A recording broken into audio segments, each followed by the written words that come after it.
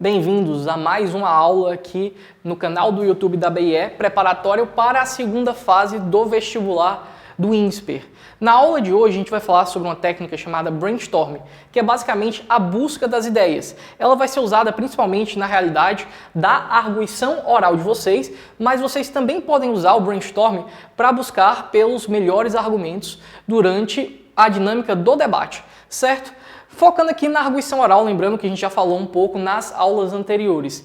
A dinâmica da arguição funciona da seguinte forma: vocês vão ter 1 minuto para pensar sobre um determinado tema que vai ser dado para vocês, e aí vocês vão ter alguns minutos em seguida para vocês pensarem em quais seriam as melhores perguntas que vocês fariam sobre aquele tema específico.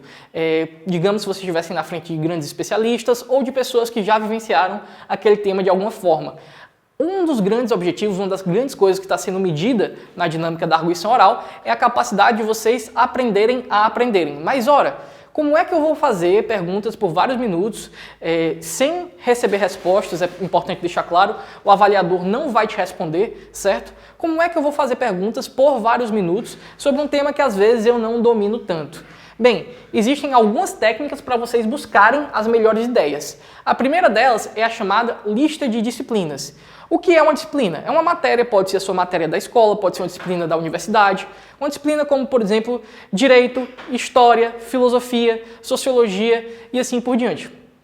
Pense em uma lista de disciplinas daquela que você domina mais até aquela que você domina menos. Então, sempre que você for buscar pelas ideias das perguntas que você vai ter, você pensa qual é o impacto, digamos, econômico dessa medida? Qual é o impacto jurídico dessa medida? Qual é o impacto, qual é o precedente histórico que essa medida está abrindo? E aí, com base em como essa medida afetaria cada disciplina, você tem uma noção de para quem você perguntaria. Por exemplo, se você percebe quais são os impactos econômicos de uma determinada lei, você já pode pensar: eu perguntaria para o ministro da Economia tal coisa, eu perguntaria para um grande economista do nosso país ou para um instituto que faça pesquisas econômicas, talvez até para um próprio pesquisador do INSPER tal coisa, e assim por diante. Então, a lista de disciplinas, ela serve dessa forma. E é importante lembrar que existe até um paradoxo. Mas eu vou colocar as disciplinas que eu sei mais no topo da lista, certo? Só que, às vezes, quando a gente faz isso, a gente acaba não fazendo tantas perguntas porque a gente já sabe as respostas. Mas você pode sim, na sua arguição oral, fazer perguntas que você já saiba as respostas, não tem nenhum problema. O que o INSPER está medindo é a tua capacidade de encontrar as perguntas certas.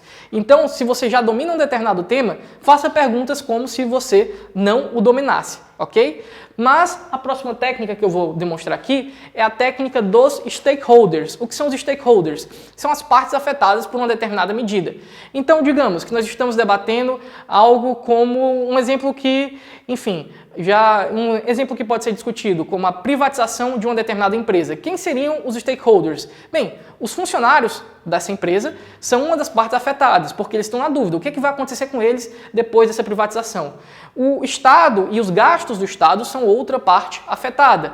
Da mesma forma, além do Estado, a gente pode dizer que pessoas que tenham determinados posicionamentos políticos podem se posicionar a favor ou contra essa medida. Então, assim, as pessoas que recebem o serviço dessa empresa, que era estatal e passará a ser privada, também são a parte afetada. Então, assim, a gente vai vendo uma lista de pessoas que seriam afetadas por aquela mudança à medida que está sendo proposta. E com base nessa lista, você já pode, nessas pessoas que você identificou, você já pode pensar para quem eu direcionaria a minha pergunta, certo? Essa pergunta pode ser direcionada diretamente para um determinado grupo de pessoas, mas ela também pode ser direcionada para um determinado representante. Por exemplo, eu perguntaria para o político que está implementando determinada lei se ele já consultou pesquisas que tratam do impacto que essa lei teria sobre determinado grupo de pessoas. Agora, uma coisa que é importante deixar claro aqui, certo? É que as suas perguntas nunca podem ser tendenciosas. Como assim? Existem pessoas que têm um comportamento chamado de passivo-agressivo, que ao invés de argumentar contra ou a favor de um determinado tema, elas tentam fazer perguntas capciosas, perguntas que fariam a pessoa que respondesse a pergunta colocariam essa pessoa contra a parede. Não é esse o propósito das perguntas da arguição oral do INSPER. É importante deixar isso claro, certo? As perguntas são realmente para coletar conhecimento, para saber mais.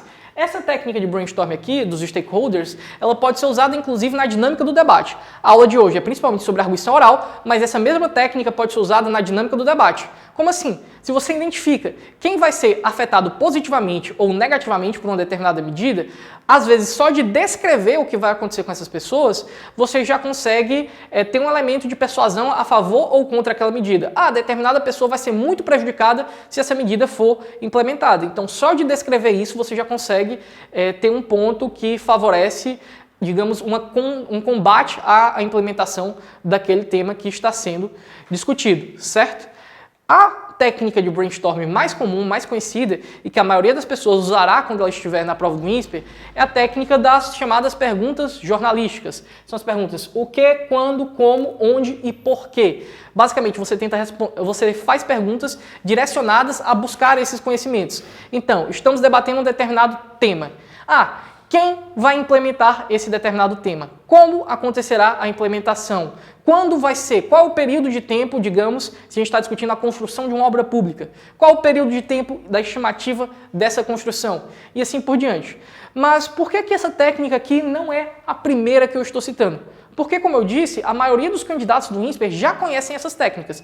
E vocês que estão aqui no canal da BIE são candidatos diferenciados. Então, a gente quer ensinar primeiro para vocês as técnicas que vão fazer com que vocês surpreendam bem mais, entendeu? Eu recomendo que vocês usem primeiro essas duas outras técnicas aqui e que, caso fiquem sem perguntas, aí vocês passam para essas perguntas jornalísticas. O que, como, quando, onde e por quê, certo?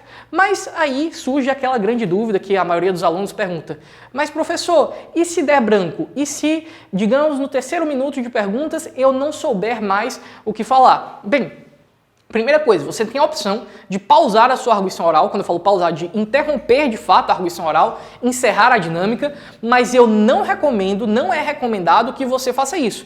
Por quê? Ora, você está deixando de aproveitar longos minutos que você poderia fazer novas perguntas. Às vezes uma pausa que na sua cabeça está demorando para sempre, ela só demorou 5, 10, 15 segundos e depois desses 15 segundos você retoma o seu ritmo e pode passar mais 2, 3 minutos fazendo novas perguntas. Então eu não recomendo que você encerre a sua arguição oral no meio dela, certo? Normalmente o fenômeno do dar branco acontece quando a pessoa ela tinha uma próxima pergunta para fazer, ela tinha um próximo tópico sobre o qual ela iria falar, porém ela acabou esquecendo qual ele era. E aí ela fica muito focada em tentar lembrar qual era aquele tópico. Porém, os avaliadores não sabem qual era o tópico que você planejava. Então, você não precisa ficar preso naquele. Passa para o próximo, não tem problema. Ignora o que você estava pensando antes e passa para o próximo para manter o teu ritmo, manter a cadência do teu discurso e não ficar travado nesse ponto, certo? Mas como é que você faz, digamos, se você encerrou essas técnicas iniciais que eu apresentei e você realmente não consegue encontrar mais nenhuma nova pergunta? Aí você parte para os chamados cenários. Como assim? Digamos que a gente está discutindo a implementação de uma determinada medida como a pena de morte, certo? Você faz várias perguntas para especialistas em direito sobre a pena de morte, especialistas em direitos humanos, você pergunta sobre a viabilidade econômica da implementação para um especialista em economia e assim por diante. Encerraram todas as perguntas que você consegue conceber. E aí você começa a imaginar quais seriam novos cenários dentro daquela medida. É quase como se fosse uma discussão dentro da discussão. Como assim? Qual seria o pior cenário para a pena de morte? Bom, se a gente tivesse um alto nível, uma alta incidência de penas de morte sendo aplicadas injustamente. E aí o que é que aconteceria? Digamos que uma pessoa inocente seria condenada à pena de morte. Esse seria o pior cenário. Várias pessoas inocentes sendo condenadas à pena de morte. E aí você pode fazer perguntas específicas dentro desse novo cenário. Então você deixa claro, em um cenário em que muitas pessoas sejam condenadas à pena de morte, como aí perguntaria para as pessoas que estão, às vezes até para os mesmos stakeholders de antes, quais seriam novos posicionamentos. Surge toda uma nova gama de perguntas que podem ser feitas. No geral, você já começa a tua arguição partindo de um cenário realista, que é o cenário que a gente imagina na implementação de um determinado tema, certo? Mesmo sem aplicar conscientemente a técnica dos cenários, você sempre está debatendo dentro de um cenário. No geral, existem as principais buscas de cenário, certo? O início de uma arguição, você pensa no cenário que seria o mais realista. O cenário que eu propus agora no exemplo que a gente citou seria um cenário pessimista, um cenário onde as coisas deram errado. Você também pode buscar um cenário otimista, onde as coisas deram todas certo. Normalmente, eu falo aqui por experiência própria, certo? Não existe nenhum cálculo matemático disso, mas os cenários onde as coisas dão errado geram mais dúvida e mais intriga nas pessoas. Então, pensar, qual seria o pior cenário? Qual seria o cenário onde essa medida foi mal aplicada? Muitas vezes pode revelar toda uma nova gama de perguntas que você pode fazer, caso as técnicas anteriormente ensinadas tenham sido aplicadas e você não consiga mais pensar em nenhuma nova pergunta. Então, você parte para novos cenários e você começa a fazer perguntas dentro daqueles cenários específicos. É importante lembrar aqui também que os avaliadores do INSPER, muitas vezes, eles não estão tão preparados, assim, não estou dizendo que o INSPER não tem avaliadores preparados, são os mais preparados do mercado, mas quando eu falo que eles não estão preparados para esta técnica específica, o que eu quero dizer é que eu estou entregando para vocês uma técnica que já foi utilizada em alguns alunos, mas que ela não é tão divulgada assim. Então, se você disser apenas, estou dentro deste cenário, e aí depois você fizer várias perguntas dentro dele, sem reforçar que você está dentro desse, o avaliador pode pensar que você voltou para o cenário inicial, que seria o cenário realista, certo? Então, o que é que você deve fazer aqui? Se você está dentro de um cenário alternativo, um cenário pessimista, digamos, você deve sempre estar dizendo, ao início de cada pergunta ou a cada 2, 3 perguntas, reforçando que você está dentro daquele novo cenário, que é um cenário pessimista. Até porque você pode usar vários cenários alternativos dentro de uma mesma arguição. Você pode ter 3 ou 4 cenários pessimistas, 2 cenários pessimistas e um cenário otimista, e assim por diante. Lembrando sempre que eu recomendo o uso da técnica dos cenários apenas quando as suas perguntas iniciais já acabaram. Por quê? Porque, obviamente, a proposta do tema é que você extraia o máximo de conhecimento que você pode ter dentro daquele tema. Mas, caso você já tenha encerrado todas as perguntas que consegue fazer, parte para um cenário específico dentro daquele tema, que não deixa de ser ainda uma forma de extrair conhecimento daquela discussão geral, certo?